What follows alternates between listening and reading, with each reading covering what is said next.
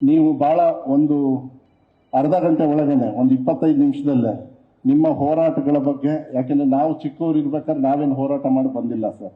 ಹರ್ಷ ಅವರು ಮೋಸ್ಟ್ಲಿ ತಮ್ಮ ಹೆಸರಲ್ಲಿ ರಾಜಕಾರಣ ಮಾಡ್ಕೊಂಡು ಬಂದಿದ್ದಾರೆ. ನಾನು ಕೂಡ ನಮ್ಮ ತಂದೆ ಬಂಗಾರಪ್ಪಾಜಿಯವರ ಹೆಸರಲ್ಲಿ ರಾಜಕಾರಣವನ್ನ ಮಾಡ್ಕೊಂಡು ಬಂದಿದ್ವಿ. ಆದರೆ ಆ ಹೋರಾಟದ ಆ ಕಿಚ್ಚನ್ನ, ಆ ಚಿತ್ರಣವನ್ನ ಏನು ನೀವು ಕೊಟ್ಟಿದ್ರಿ, ಮತ್ತು ವಿಶೇಷವಾಗಿ ತಂದೆ ಬಂಗಾರಪ್ಪಾಜಿಯವರು ಇರ್ಬೋದು, ಕಾಗೋಡು ತಿಮ್ಮಪ್ಪಾಜಿಯವರು ಇರ್ಬೋದು, ನಾವು ನಿಜವಾಗ್ಲೂ ಇವತ್ತೇನಾದ್ರು ಇಲ್ಲಿ ಬಂದು ನಿಂತ್ಕೊಂಡಿದೀವಿ ಅಂತ ಹೇಳಿ ಶಾಂತವೀರಿ ಗೋಪಾಲ್ ಗೌಡ್ರು ಇರ್ಬೋದು, ಇಂಥವ್ರನ್ನ ನೆನೆಸ್ಕೊಳ್ತಕ್ಕಂಥ ಒಂದು ಪುಣ್ಯದ ಒಂದು ವಿಚಾರಗಳನ್ನ, ಅನುಭವಗಳನ್ನ ನಾನು ಹೇಳಿದ್ದೀನಿ. ನಾನು ಇಷ್ಟೇ ಹೇಳೋದು ಸರ್, ಇದನ್ನ ನಾವು ಅನುಭವಿಸದೇ ಇರ್ಬೋದು, ಅದನ್ನ ಶಾಶ್ವತವಾಗಿ ಕಾಪಾಡ್ತಕ್ಕಂಥ ಕೆಲಸವನ್ನ ನಾವು ಪ್ರಾಮಾಣಿಕವಾಗಿ ನಾವು ಯಾವತ್ತೂ ಕೂಡ ನಾವು ಜನರ ಪರವಾಗಿ ಮಾಡ್ತೀವಿ ಅಂತ ಹೇಳಿ ಮಾತನ್ನ ಈ ಸಂದರ್ಭದಲ್ಲಿ ಕೊಡ್ಲಿಕ್ಕೆ ಇಷ್ಟಪಡ್ತೀನಿ ಸರ್.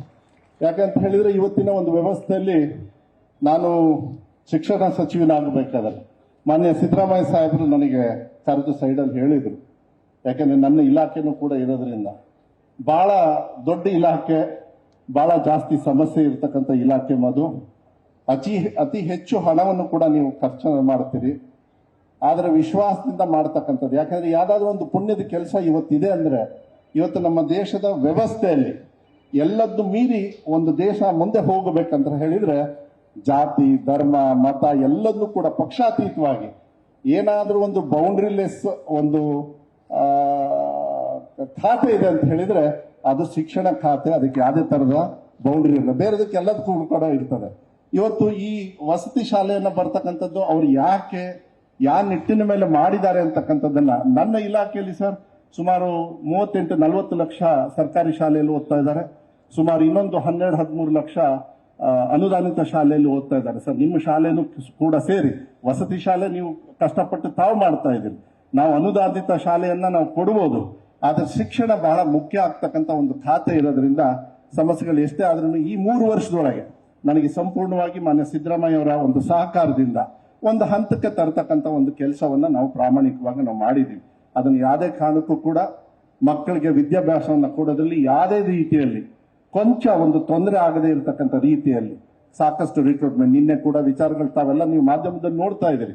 ರಿಕ್ರೂಟ್ಮೆಂಟ್ ಇರಲಿ, ಎಲ್ಲದರಲ್ಲೂ ಕೂಡ ಪ್ರಾಮಾಣಿಕವಾಗಿ ನಮ್ಮ ಕೆಲಸ ಕಾರ್ಯಗಳನ್ನ ಮಾಡ್ಕೊಂಡು ಹೋಗ್ತಕ್ಕಂಥ ಒಂದು ಕೆಲಸವನ್ನ ನಾವು ಮಾಡ್ಕೊಂಡು ಹೋಗ್ತಾ ಇದೀವಿ. ಇದನ್ನ ಏನು ತಾವೆಲ್ಲರೂ ಕೂಡ ಕಿಚ್ಚನ್ನ ಹೇಳಿ ಬಹಳ ಒಂದು ಇಲಾಖೆಯನ್ನ ಒಂದು ಒಳ್ಳೆ ರೀತಿಯಲ್ಲಿ ನಡೆಸ್ಕೊಡ್ತಕ್ಕಂಥ ಒಂದು ಜವಾಬ್ದಾರಿತ್ವದ ಮಾತನ್ನ ತಾವೇನು ಹೇಳಿದಿರಿ.